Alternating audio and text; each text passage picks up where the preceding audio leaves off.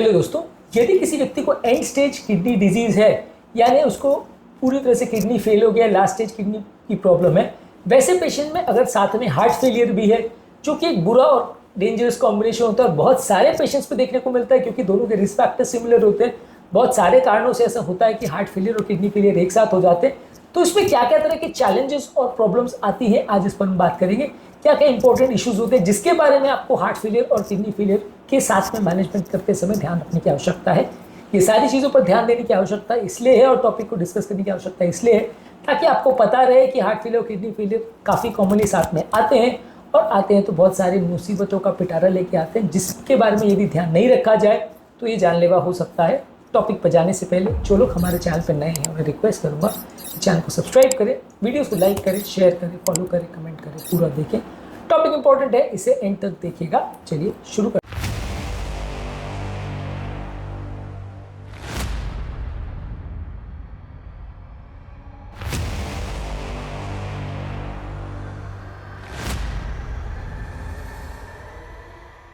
Heart failure के patients में अक्सर फ्लूइड मैनेजमेंट संबंधित प्रॉब्लम्स आती है। कई बार बॉडी के वॉल्यूम को प्रॉपर्ली मेंटेन करना बड़ा मुश्किल होता है। कई बार बॉडी में पानी बहुत ज़्यादा भर जाता है, क्योंकि नॉर्मली हार्ट फेलियर में वैसे भी पानी बहुत ज़्यादा भर जाता है। यदि किडनी भी बराबर काम नहीं कर रही तो पानी और ज़्यादा भर सकता है, जिसकी वजह से लंग्स में कंजेशन हो जाता है। और कई बार शरीर के अंदर या नलियों के अंदर जो पानी है वो कम हो जाता है, नलियों के बाहर पानी है वो ज़्यादा भर जाता है। तो ये अपने आप में एक चैलेंजिंग इशू होता है, क्योंकि नॉर्मली जब हार्ट सही से काम कर रहा होता है और किडनी सही से काम कर रही होती है, ये एक्स्ट्रा पानी को निकालने का काम किडनी करती है। हार्ट अपने हाई प्रेशर से सारा एक्स्ट्रा पानी को किडनी के थ्रू फोर्स आउट करता है और इजीली ये पानी निकाल दिया जाता है। लेकिन जब दोनों ही सही से काम नहीं कर रहे हैं तो ये पानी ज़्यादा भर जाता है, जिसको मैनेज करना थोड़ा मुश्किल होता है। इसके अलावा डायलिसिस के दौरान भी मुश्किल आती है। मान लीजिए पेशेंट अगर किडनी का प्रॉब्लम है और डायलिसिस पे है, तो डायलिसिस के दौरान बीपी का बहुत ज़्यादा लो हो जाना और डायलिसिस के दौरान हार्ट का स्टनिंग हो जाना, ये भी हार्ट फेलियर में अक्सर देखने को मिलता है। यानी डायलिसिस के दौरान जब हाई प्रेशर में ब्लड अंदर बाहर सर्कुलेशन की होता है, तो ऐसे केसेस में हार्ट और ज़्यादा वीक बिहेव करता है और उस कुछ टाइम तक जब तक डायलिसिस चल रहा हो हार्ट प्रॉपर्ली और काम नहीं कर पाता, इससे बीपी और ज़्यादा लो हो जाता है। यही कारण है कि लो ब्लड प्रेशर वाले पेशेंट्स में अक्सर डायलिसिस करना और ज़्यादा मुश्किल होता है। इसके अलावा जो पेशाब बढ़ाने वाली दवाई है, जो हार्ट फेलियर पेशेंट्स और किडनी फेलियर पेशेंट्स में हम यूरिन निकालने को देते हैं, जब ये कॉम्बिनेशन साथ में होता है तो ये दवाइयाँ भी आराम से काम नहीं करती हैं और बॉडी में पानी और ज़्यादा भर जाता है। इसके अलावा बॉडी में फ्लूइड रिस्ट्रिक्शन को मैनेज और मेंटेन करना भी मुश्किल है, क्योंकि हार्ट फेलियर में आप फ्लूइड रिस्ट्रिक्शन बोलते हैं, किडनी फेलियर में कई बार फ्लूइड ज़्यादा लेना पड़ता है। तो इसको मैनेज करना अक्सर अपने आप में बहुत बड़ा मुश्किल इशू हो जाता है, क्योंकि अगर आप बहुत ज़्यादा फ्लूइड रिस्ट्रिक्शन करोगे तो किडनी पर बहुत ज़्यादा इफेक्ट पड़ता है, बहुत ज़्यादा पानी लोगे तो वो निकल नहीं पाएगा, तो दोनों तरह से मैनेज करना बड़ा मुश्किल हो जाता है। तो फ्लूइड मैनेजमेंट अपने आप में एक बहुत बड़ा इशू हो जाता है किडनी पेशेंट्स में, और अगर साथ में हार्ट फेलियर भी हो तो ऐसे केस में आप ये करोगे कि डायलिसिस के बदले बहुत स्लो डायलिसिस करते हैं। ग्रेजुअल बॉडी का जो फ्लूइड बैलेंस है डायलिसिस के दौरान उसको चेंज किया जाता है, ताकि बहुत ज़्यादा ब्लड प्रेशर लो ना हो। इसके अलावा जो पेशाब बढ़ाने वाली दवाई, जैसा कि मैंने बोला कि रेगुलर दवाई के डोज में काम नहीं करेगी तो आपको ज़्यादा डोज देनी पड़ेगी। यानी मान लीजिए रेगुलर व्यक्ति को आप 10 मिलीग्राम दे रहे हो, तो हार्ट फेलियर और किडनी फेलियर साथ में हो तो 40 मिलीग्राम 50 मिलीग्राम या ज़्यादा डोज देना पड़ेगा, ताकि वो दवाइयाँ इफेक्टिव हो सके। इसके अलावा आपको बॉडी का सोडियम रिस्ट्रिक्शन करना पड़ेगा, यानी नमक की मात्रा को बहुत ज़्यादा रिस्ट्रिक्टेड करनी पड़ेगी, ताकि बॉडी में एक्सेसिव पानी ना भरे। इसके अलावा ये दोनों ऑर्गन जब फेल होते हैं तो ब्लड प्रेशर को मेंटेन करना बड़ा मुश्किल होता है। हार्ट फेलियर और किडनी फेलियर दोनों ही केसेस में बॉडी में पानी का वॉल्यूम बहुत ज़्यादा बढ़ जाता है, ब्लड का वॉल्यूम बहुत बढ़ जाता है, जिसकी वजह से वॉल्यूम डिपेंडेंट हाइपरटेंशन होता है। जब पानी बहुत ज़्यादा है तो बीपी बहुत ज़्यादा होगा, जब पानी सडनली कम हो जाता है तो बीपी कम हो जाता है। इसकी वजह से सारा ट्रीटमेंट मैनेज करना बड़ा मुश्किल हो जाता है। इसके अलावा जब ये दोनों ऑर्गन साथ में फेल होते हैं तो कई दवाइयों के ऑप्शंस भी कम हो जाते हैं। बहुत सारी हार्ट फेलियर की मेडिसिन जैसे कि एसी इनहिबिटर्स, एआरबीज और स्पाइनोलैक्टोन, जो कि हार्ट फेलियर में बहुत कॉमनली यूज़ की जाने वाली दवाएं, बहुत इफेक्टिव दवा भी हैं, ये किडनी फेलियर पेशेंट्स को नहीं दी जा सकती हैं। इसकी वजह से कई बार किडनी फेलियर पेशेंट में दिया जाता है तो पोटेशियम लेवल्स बहुत बढ़ सकता है, बीपी लो ज़्यादा हो सकता है। ये सारी चीज़ें इसलिए किडनी फेलियर के एडवांस स्टेजेस में मना होती है। तो हमारे बीपी कंट्रोल करने की मेडिसिन के ऑप्शन भी कम हो जाते हैं, हार्ट फेलियर की मेडिसिन के ऑप्शन भी कम हो जाते हैं जब ये दोनों ऑर्गन साथ में फेल होते हैं तो। इसके अलावा डायलिसिस के दौरान बॉडी का टिश्यू परफ्यूजन बहुत कम हो सकता है, बीपी बहुत ज़्यादा लो हो सकता है, और ऐसे टाइम पर हार्ट का स्टनिंग भी बहुत ज़्यादा होता है, क्योंकि डायलिसिस के दौरान जैसे बीपी कम होता है तो हार्ट को भी ब्लड सप्लाई कम हो जाता है, तो ऐसे टाइम पर हार्ट का बीपी बंद पड़ सकता है, प्रॉब्लम आ सकती है। तो लो बीपी वाले पेशेंट्स में जब डायलिसिस किया जाता है तो हार्ट के लिए भी वो एक चैलेंजिंग टाइम होता है।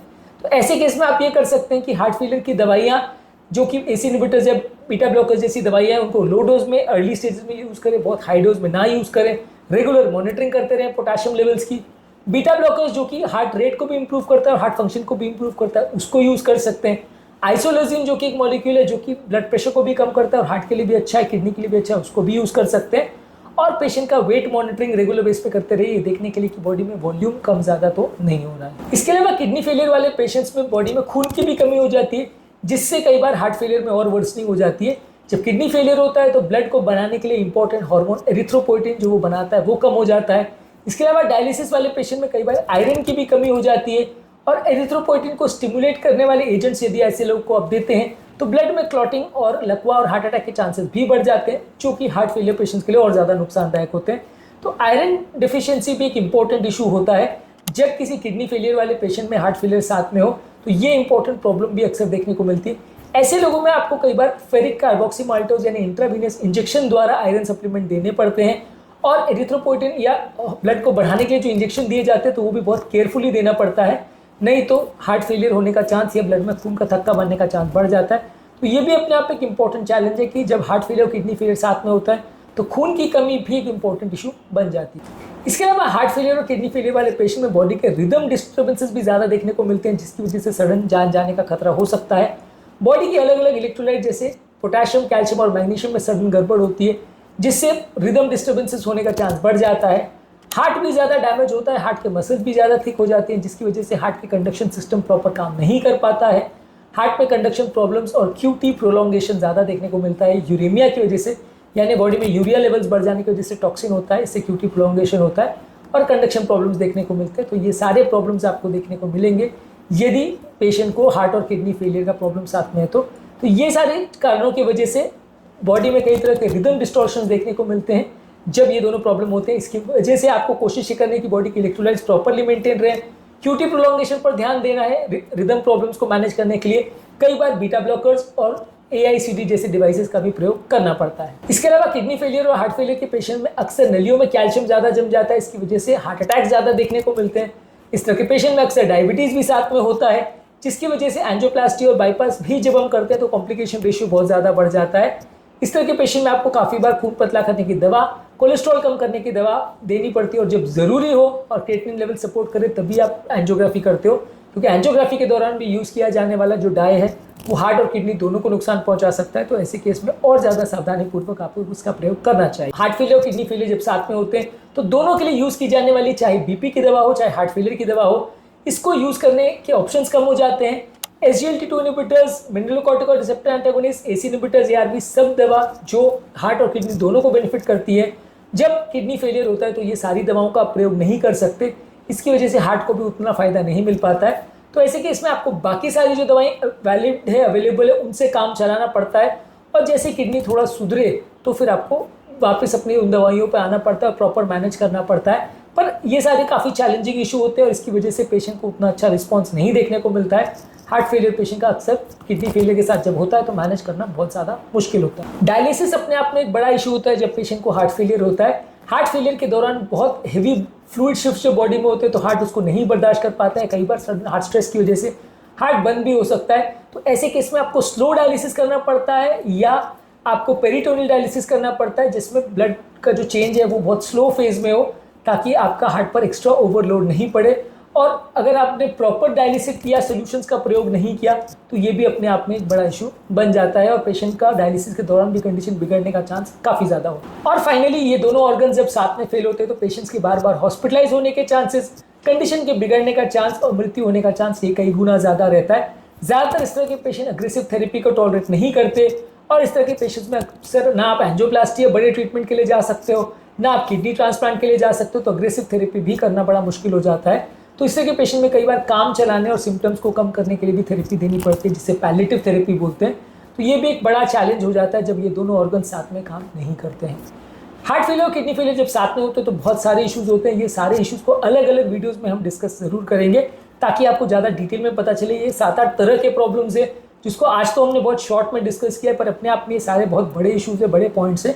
आपकी नॉलेज के लिए सारी चीज़ों को हम अलग टॉपिक्स में डिस्कस करेंगे। उम्मीद करूंगा कि आज के टॉपिक में कुछ बेसिक चीज़ें आपको जानने को मिली होगी। जो लोग हमारे चैनल पर नए हैं, मैं रिक्वेस्ट करूंगा चैनल को सब्सक्राइब करें, वीडियोस को लाइक करें, शेयर करें, फॉलो करें, कमेंट करें पूरा।